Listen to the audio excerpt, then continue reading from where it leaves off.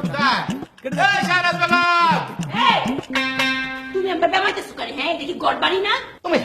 বেমরাইতে সিটে কিটা কইলা তুমি আমি কি গরু ছাগল যে বেমরাবো জামাই কি গরু ছাগল বলে নাকি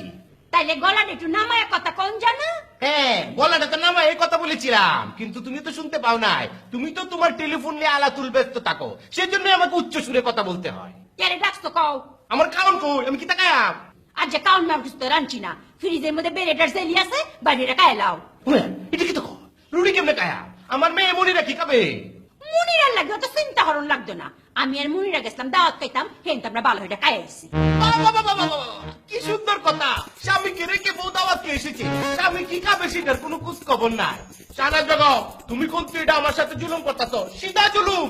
এক বইরা বিয়ার আগে তোমার লগে আমার কি কথা আছে কত কথাই কইছে কুন্ডার কথা কইছে আমার মনে আসেনি এখন ব্যাপারটা বুঝলে গেছে গা রান্দা বাড়ালে কি কথা আছে এইটা মনে হইলে দেখো রান্দা বাড়ালে আমার কোনো কথা মনে নাই আমার কাউন করে দেখো মনে থাকতো না খেরে বিয়ার আগে শর্ত দিছিলাম না যে আমি তোমার বিয়া হইরা কাতারে লই আইয়াম আর তুমি রান্দা বাড়ার পুরা দায়িত্ব পালন করবা মুড বেলা থাকলে আমি দুই একটা রান্দা বাড়া করতাম পারি তবে পেঁয়াজ মরিচ কাটতে দেওয়ার দায়িত্ব তোমার হ্যাঁ কথা আছিন এই বেলাতে আমি আকবরে আসলাম অহন হইছে আমি আকবর সাহেব হ্যাঁ সেই জন্য তুমি স্বামীকে স্বামীর মর্যাদা দিবে আর আমি বউকে বউয়ের মর্যাদা দিব বুঝতে পেরেছো হ্যাঁ আমার এখন মার্কেট হয়েছে আমি সুপার মার্কেটের মালিক আমি কমিউনিটির সভাপতি আমার একটা মান সম্মান আছে না মাইনসি যদি জানে যে পুয়ের আঞ্চল ধরে আমি পেঁয়াজ মরিচ কাটতাছি আমার ইজ্জত থাকবো ওই সরিনি ফুট গোলামের ঘরের গোলাম হ্যাঁ তোর আবার ইজ্জত কে রে তুই যে সভাপতি হইছস মার্কেটের মালিক হইছস কেমন হইছস কেমন বাবা আমি আমার মেধা দিয়ে হয়েছি আমার পরিশ্রম দিয়ে আজকে আমি এত বড় হয়েছি আমার বাপের টিহা দিয়ে হইছস আমার বাপ ভাই যে কষ্ট করে টিহাড়ে দিছি এর লাগি হইতাছস বুঝলে গেছস তো ব্যাপারটা হ্যাঁ গোলামের ঘরের গোলাম এই শাহনাজ বেগম অত বেশি কথা কও না তোমার বাপ ভাই কি আমার কাছে 1 টাকা পাবে ফাই ফাই করে তুমি আমার তে টাকা পয়সা করে হিসাব করে লয়ে গেছো বরং তো বেশি টাকা নিছো এই আমার ফুটাটা কই রে